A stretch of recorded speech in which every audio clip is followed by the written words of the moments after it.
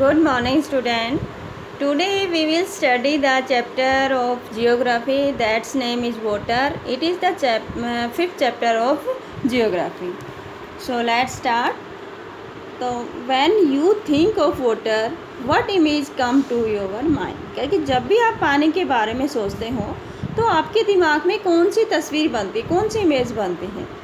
You think of rivers, the waterfalls, the pitter-patter of raindrops, water in your taps. Children love to float paper boats in rain puddles. By noon the puddles vanish. कह रहे कि जब आप सोचते हो तो आप सबसे पहले रिवर्स के बारे में सोचते हो, वाटरफॉल्स के बारे में सोचते हो, और जब टप टप करती हुई बारिश के बारे में सोचते हो, या आपके जो नल होता है उसके पानी के बारे में, या बच्चे जब बारिश होती है तो पानी जो गड्ढों में भर जाता है तो उनमें बोट चलाते हुए इमेज को क्या करते हैं, इमेजिन करते हैं। ठीक है। और जैसे ही दोपहर होती है, बाय नून होता है, तो जो पैडल्स होते हैं, जो गड्ढे होते हैं पानी के, वो ख़त्म हो जाते हैं। तो where does the water go, तो पानी कहाँ चला जाता है? तो ये सभी क्वेश्चन हमारे माइंड्स में आते हैं और इन सभी क्वेश्चन का जो आंसर है हम इस चैप्टर में फाइंड आउट करेंगे। ठीक है, कि पानी क्या होता है, कहाँ पर पाया जाता है, कैसे सर्कुलेट करता है, और इसका जो वाटर साइकिल है वो कैसे होता है, और उसका कौन कौन से स्टेप होते हैं। तो स्टेप बाय स्टेप हम इसको पूरा लर्न करेंगे। ठीक है। The sun's heat causes evaporation of water into vapours. यानी कि जो सन की जो गर्मी होती है, जो हीट होती है, वही वाटर को जो इवोपरेशन करने का काम करती है, किसमें? वेपर्स में। यानी जो हम देखते हैं कि वो पानी गड्ढों में भरा था बारिश का, और दोपहर होते वो चला गया। तो कहाँ चला गया? कहने का मतलब है कुछ तो हमारी ज़मीन ने उसको सोख लिया, और कुछ क्या कर लिया, जो सन की जो हीट थी उसने उसको इवोपरेट कर लिया। इवोपरेट करके वो किस में कन्वर्ट कर देते हैं? वेपर्स में कर देते हैं, जिसको जलवाष्प बोलते हैं। ठीक है। When the water vapours cools down, जब कह रहे कि जो वाटर वेपर होते हैं हवा में, जब वो ठंडे हो जाते हैं, it condenses and form clouds, जब उनका कंडेंसेंस होता है और वो किस में बदल जाते हैं? बादलों में बदल जाते हैं। यानी कि जो हमारा सूरज होता है उसकी जो रोशनी होती है वो क्या करती है? पानी को इवोपरेट करती है, उसको सोख लेती है और उसको जल वाष्प में कन्वर्ट कर देती है, वाटर वेपर में कन्वर्ट कर देती है। और जब वो हवा में ऊपर जाते हैं तो वो ठंडे हो जाते हैं, उनकी जो बूंदें होती हैं, जल वाष्प होते हैं, वो ठंडे हो जाते हैं। और वो क्या ठंडे होने के बाद वो किस में बदल जाते हैं? क्लाउड्स में बदल जाते हैं। ठीक है। From there it may fall on land और sea in the form of rain, और यहीं से वो एक रेन के रूप में, बारिश के रूप में हमारी ज़मीन पर गिरते हैं, ओशन में गिरते हैं। ठीक है।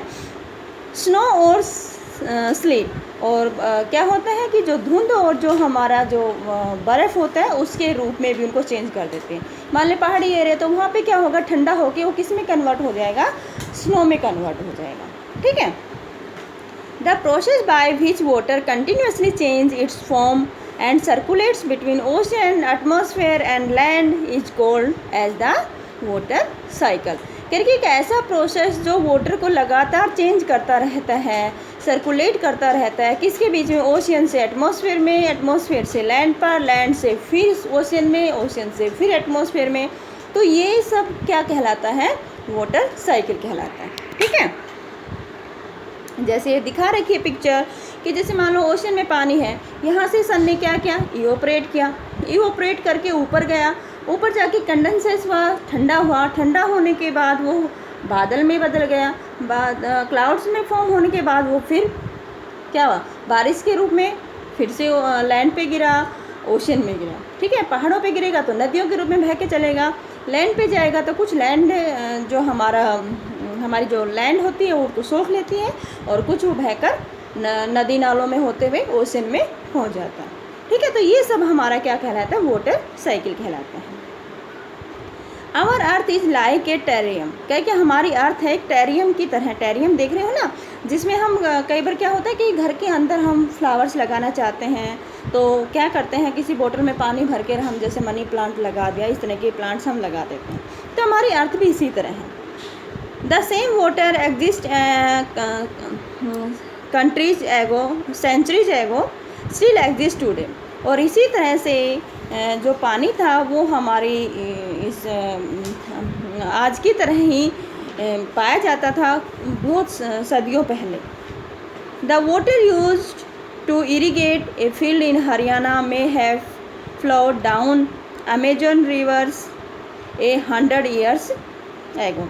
अगर हम इसको देखें कि हरियाणा में जो खेतों की सिंचाई करने के लिए बहुत ज़्यादा पानी यूज होता है और उससे क्या है कि जो पानी का जो लेवल है वो नीचे चला जाता है, ठीक है। और इसी तरह से जो अमेजोन रिवर्स हैं वो क्या होती है कि सॉरी मैंने गलत समझा दिया।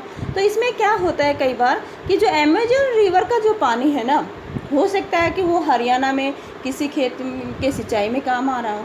तो आप सोचोगे कैसे सिंचाई में काम है, तो क्योंकि जो अमेजोन रिवर से जो इवोपरेशन होगा वो वहाँ से बादल हरियाणा में आके भी बारिश कर सकते हैं, यानी कि जो पानी है वो आसमान में क्या होता है सर्कुलेट होते हुए वहाँ पहुँच जाता है।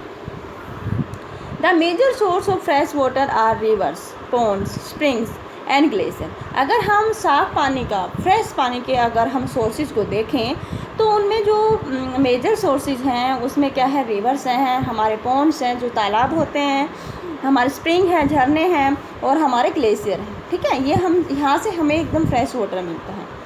The ocean bodies and the sea contain salty water. अगर हम ओशियन का पानी को देखते हैं तो वहाँ का जो पानी होता है वो क्या होता है, सोल्टी होता है, खारा होता है। The water of the ocean is salty और saline as it contain large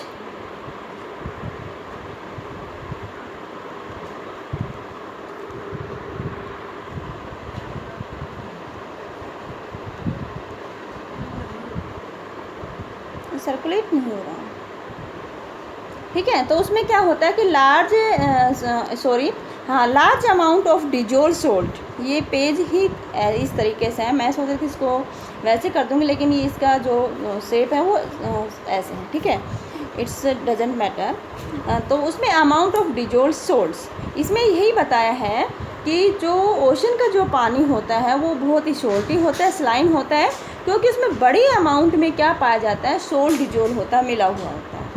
most of the salt is sodium chloride और the common table salt that you eat. इनमें जो सोल्ट होता है वो ज़्यादातर सोडियम क्लोराइड होता है, और या जो हम कॉमन सोल्ट जिसको हम खाने में यूज करते हैं वो उसमें मिला होता है। और इसी वजह से जो ओशन का जो पानी होता है वो स्लाइन होता है, जो अनसूटेबल होता है किसके लिए, ड्रिंकिंग के लिए। तो ये अब जो ये दिखाई गई हैं इसमें देखने से हमें कॉन्टिनेंट्स का पता चलता है कि हमारे कॉन्टिनेंट्स कितने हैं। तो हमारे कितने कॉन्टिनेंट्स हैं, हमारे 7 कॉन्टिनेंट्स हैं। तो 7 कॉन्टिनेंट्स के बाद हमारे ओशन हैं। तो ये जो ब्लू कलर है ये सारा ओशन है, और जो हमारा जो रेड कलर है वो हमारे कॉन्टिनेंट्स हैं, ठीक है। तो कॉन्टिनेंट्स के नाम सभी को याद होने चाहिए और ओशन के नाम भी सभी को याद होने चाहिए, ठीक है। और बाकी का जो चैप्टर है हम अगली वीडियो में पढ़ेंगे। आज बस